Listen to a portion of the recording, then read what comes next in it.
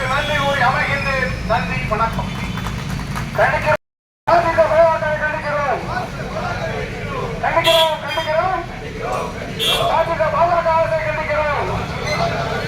ஆர்ப்பாட்டம்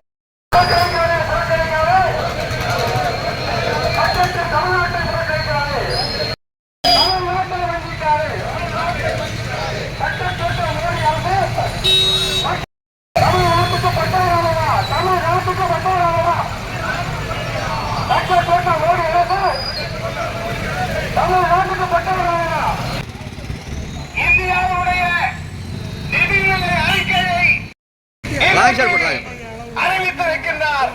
அதிலே தமிழகத்திற்கு நாட்டை ஆண்டு கொண்டிருக்கின்ற திராவிட மாடல் ஆட்சிக்கு மட்டுப்படுத்த வேண்டும், தமிழ்நாட்டுடைய வளர்ச்சியை தடுக்க வேண்டும், இந்தியாவில் முதல் மாநிலமாக விளங்கிக் கொண்டிருக்கின்ற தமிழ்நாட்டை கடைக்கோடிக்கு கொண்டு வர வேண்டும் கொடுத்திருக்கின்றார்கள். இந்திய நாட்டினுடைய நிதியை ஆந்திராவுக்கும் பீகாருக்கும் வழங்கி இருக்கின்றார்கள். ஆனால் இந்திய துணைக்கண்டத்தில் இருக்கிற தமிழகத்தை தொடர்ந்து ஒன்றிய அரசு புறக்கணித்து வருவதை கண்டித்து, இன்னும் சொல்ல போனால் ஒரு மாற்றாந்தாய் மனப்பான்மையோடு தமிழ்நாடு தொடர்ந்து புறக்கணிக்கப்பட்டு வருகிறது. ஒன்றிய பட்ஜெட்டில் தமிழகத்திற்கு உரிய நிதி வழங்கப்படவில்லை. ஆனால் அவருடைய ஆட்சியை தூக்கி பிடிக்கிற, இன்றைக்கு ஆட்சி கட்டிலே அமர்வதற்கு காரணமாக இருக்கிற பீகாருக்கும் ஆந்திராவுக்கும் இன்றைக்கு கோடிக்கணக்கான ரூபாயை பட்ஜெட்டிலே ஒதுக்கிவிட்டு குமரி மாவட்ட தமிழகத்திற்கு மட்டும் கிள்ளிக்கீரையாக இன்றைக்கு பட்ஜெட்டிலே நிதி ஒதுக்கப்படவில்லை, பட்ஜெட்டிலே புறக்கணிக்கப்பட்டிருக்கிறது. எனவே இந்த ஒன்றிய அரசை வன்மையாக நாங்கள் கண்டிக்கிறோம். அதேபோல சமத்துவத்திற்கும் சமநீதிக்கும் எதிராக செயல்படுகிற நீட் தேர்வை கண்டித்து, நீட் தேர்வை உடனடியாக நீங்கள் ரத்து செய்யப்பட வேண்டும். அதனால் மாணவர்கள், ஏழை நடுத்தர மக்கள், பிற்படுத்தப்பட்ட தாழ்த்தப்பட்ட மக்கள் கடுமையாக பாதிக்கப்படுகிறார்கள். அதேபோல குமரி மாவட்டம் இன்றைக்கு ரயில்வே துறையிலே புறக்கணிக்கப்பட்டிருக்கிறது. குமரி மாவட்டத்தை தொடர்ந்து நாங்கள் மதுரை கோட்டத்தோடு இணைக்க வேண்டும்.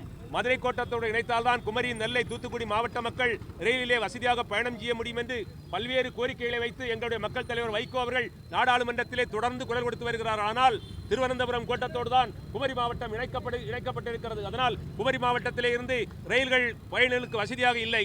எனவே குமரி மாவட்டத்தை மத்திய அரசு உடனடியாக மதுரை கோட்டத்தோடு இணைக்க வேண்டும் என்கிற கோரிக்கையை வலியுறுத்தியும், குமரி மாவட்டத்திலே மீனவர்கள் பல்வேறு சூழலிலே பாதிக்கப்படுகிறார்கள். குமரி மாவட்டத்திலே தொடர்ந்து போராடி கொண்டிருக்கிறோம். மீனவ பெருங்குடி மக்களையும் குறிப்பாக இயற்கை பேரிடர் காலங்களிலே மக்களை காப்பதற்காக ஹெலிகாப்டர் தளம் ஒன்று நிரந்தரமாக குமரி மாவட்டத்திலே கன்னியாகுமரியிலே நிறுவ வேண்டும் என்று சொல்லியிருக்கிறோம். ஆனால் செவடன்காதிலே ஊதிய சங்காக தொடர்ந்து புறக்கணிக்கப்பட்டு வருகிறது. எனவே குமரி மாவட்டத்திலே ஒரு நிரந்தரமாக எங்களுக்கு ஒரு ஹெலிகாப்டர் தளம் அமைத்து தர வேண்டும். அதேபோல குமரி மாவட்டத்திலே நாற்கர சாலைகள் களியக்காவலை முதல் கன்னியாகுமரி வரை மக்கள் பயன்படுத்தக்கூடிய வகையிலே இல்லை. போக்குவரத்து இடையூறுகளால் பல்வேறு உயிர்கள் பழிவாங்கப்பட்டு வருகிறது. எனவே இந்த நாற்கர சாலையை உடனடியாக போதிய நிதியை ஒதுக்கி மத்திய அரசு, ஒன்றிய அரசு குமரி மாவட்டத்தில் இருக்கிற நாற்கரை சாலைக்கு உடனடியாக நிதியை ஒதுக்கி உடனடியாக இந்த பணியை முடித்து தர வேண்டும். அதேபோல குமரி மாவட்டத்திலே 10 ஆண்டுகளாக மத்தியிலே ஒரு ஆட்சி இருக்கிறது. ஆனால் குமரி மாவட்டத்தில் எந்த தொழிற்சாலைகளும் இல்லை. குமரி மாவட்டத்தில் டைட்டானியம் தொழிற்சாலை கொண்டு வருவேன் என்று சொன்னார்கள். தோவாளையிலே சென்று தொழிற்சாலை கொண்டு வருவேன் என்று சொன்னார்கள். எந்த தொழிற்சாலையும் இல்லை. இருக்கிற தொழிற்சாலைகள் எல்லாம் மூடக்கூடிய சூழ்நிலை இருக்கிறது. எனவே குமரி மாவட்டத்தை ஒரு பின்தங்கிய தொழில் பகுதியாக அறிவித்து குமரி மாவட்டத்தில் ஒரு தொழில் புரட்சியை உருவாக்குவதற்கு போதிய நிதியை ஒன்றிய அரசு வழங்க வேண்டும். எனவே இத்தனை கோரிக்கைகளையும் வலியுறுத்தி நீங்கள் உடனடியாக ஒன்றிய அரசு மாற்றாந்தாய் மனப்பான்மையை விட்டு, தமிழ்நாடு இன்றைக்கு முதலிடத்திலே இருக்கிறது. ஆனால் நிதி இல்லாமல் தமிழ்நாடு இன்றைக்கு முதலிடத்திலே இருக்கிறது. கல்வியாக இருந்தாலும் சரி, அனைத்து துறைகளிலும் தமிழ்நாடு முன்னிலையில் இருக்கிறது. எனவே தமிழ்நாட்டை நீங்கள் பழிவாங்க கூடாது.